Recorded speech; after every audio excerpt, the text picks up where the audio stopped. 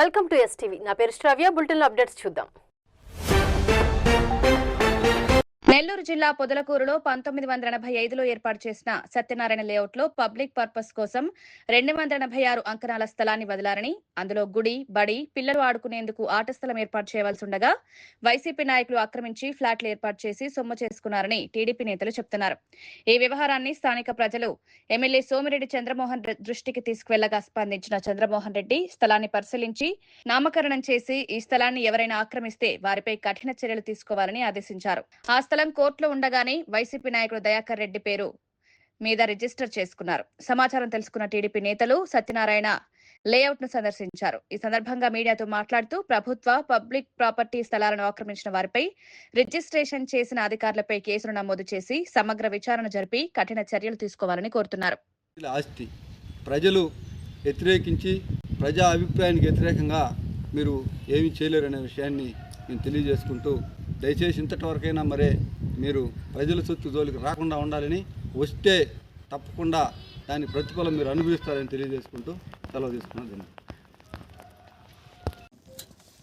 పొదలకూరులోని పంచాయతీ పరిధిలో ఉన్నటువంటి సత్యనారాయణ లేఅవుట్లో దాదాపు 1985లో ఈ సత్యనారాయణ లేఅవుట్ వేయడం జరిగింది. అయితే ఆ లేఅవుట్ వేసిన వ్యక్తులు ఆ రోజుల్లో 286 అంకణాలు ఒక సత్యనారాయణ లేఅవుట్లో వదిలి గుడికి కానీ బడికి కానీ అక్కడ ఉన్నటువంటి స్థానికులకి ఆడుకునే స్థలం కానీ కేటాయిస్తే గతంలో ఉన్నటువంటి వైఎస్ఆర్సీపీ నాయకులు కబ్జా చేయడం జరిగింది. అది ఈ గవర్నమెంట్ రాగానే మా ప్రీతమ నాయకులు చంద్రమోహన్ రెడ్డి వెలుగులోకి తీసుకొచ్చి వాళ్ళ మీద చట్టపరమైన న్యాయం చర్యలు కూడా తీసుకోవడం జరుగుతుంది. అదేవిధంగా గత కొద్ది రోజులుగా కోర్టులో నడుస్తున్నటువంటి ఈ కేసుని మళ్ళీ ఈ వైఎస్ఆర్సీపీ నాయకులు అట్ల దయాకర్ రెడ్డి అనే వ్యక్తి ఈ రిజిస్టర్ ఆఫీసులో కుమ్మక్కయ్యి ఇక్కడ ఉన్నటువంటి 4 ఫ్లాట్లని అక్రమంగా రిజిస్టర్ చేయడం చాలా తప్పుడు పద్ధతి ఇది. అదేవిధంగా స్థానికంగా ఉన్నటువంటి సత్యనారాయణ లేఅవుట్లో ఉన్న ప్రజలు కూడా దీన్ని ఎమ్మెల్యే దృష్టికి తీసుకుపోయారు. వెంటనే ఆయన స్పందించి ఇటువంటి చేసినటువంటి వారి మీద ఆఫీసర్ల మీద అయితేమి కానీ, కొనుగోలు చేసిన వారి మీద అమ్మిన వాళ్ళ మీద అయితేమి ఖచ్చితంగా కఠినమైన చర్యలు తీసుకొని వెంటనే వాళ్ళని ఇబ్బంది పెట్టాలని కూడా మేము ప్రయత్నిస్తూ ఉన్నాం. అదేవిధంగా ఇటువంటి స్థలాల్ని ప్రభుత్వం కేటాయించినటువంటి ఆడుకునేదానికి గుడికి బడికి స్థలాన్ని కేటాయించిన స్థలాల్ని ఈ విధంగా కబ్జా చేయడం పద్ధతి కాదు. ఏదైనా ఉంటే సక్రమంగా మీరు కొనుక్కొని అమ్ముకోవాలి, కానీ ఇటువంటి దొంగ పనులు చేస్తే రాబోయే రోజుల్లో కూడా మీకు కఠినమైన చర్యలు తప్పదు.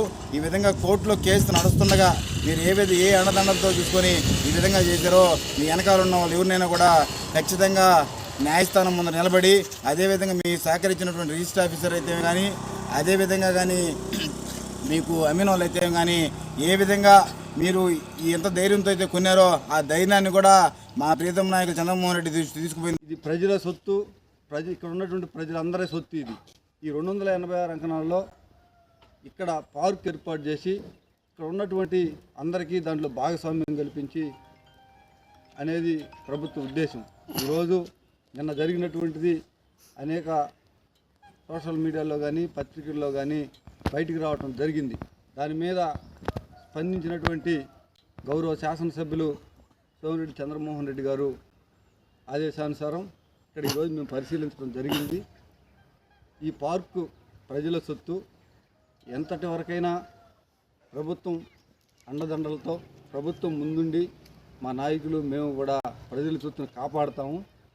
ఇక్కడ చేస్తున్నటువంటి ఈ తప్పుడు రిజిస్ట్రేషన్లకి సమగ్రమైన విచారణ జరిపి ఈ ఎక్కడ పంచాయతీ కాడి నుంచి సబ్ రిజిస్టర్ దాకా ఎక్కడ అవినీతి అక్రమాలు జరిగాయో దీని మీద సమగ్రమైనటువంటి దర్యాప్తు జరుపుతాం.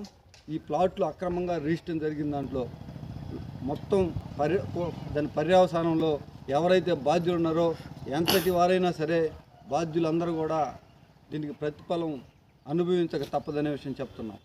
ప్రజల సొత్తును కాపాడాల్సినటువంటి అధికారులు కానీ నాయకులు కానీ ఎవరైనా సరే ప్రజల సొత్తును దోచుకునేదానికి ప్రయత్నిస్తే తప్పకుండా వారి మీద చర్యలు ఉంటాయి. తప్పకుండా ఈ గత నెలలో కోర్టులో ఉన్నటువంటి ఈ ప్లాట్లని అక్రమంగా ఏ విధంగా రిజిస్ట్రేషన్ జరిగిందో దాని మీద దర్యాప్తు జరపాలని మేము గౌరవ శాసనసభ్యులను కోరటం జరిగింది. ఆయన దాని దర్యాప్తు కూడా ఆదేశిస్తానన్నారు. రేపు త్వరలోనే దాని మీద సమగ్రమైన విచారణ జరిపి దాంట్లో బాధ్యులుగా ఉన్నటువంటి ఎవరిపైనైనా కఠినమైన చర్యలు తీసుకోవడం జరుగుతుంది. ఇక్కడ ఇది కొట్టేయాలనుకుంటున్నటువంటి వారికి కూడా మేము ఒక విషయం తెలియజేస్తాం. ఇవి ఇప్పటి వరకు ఉన్న bulletin updates. Keep watching STV. మేము చేసే వీడియోస్ మీకు నచ్చినట్లయితే లైక్ చేయండి. అలాగే మరిన్ని ఇంట్రెస్టింగ్ అప్డేట్స్ కోసం మా STV తెలుగు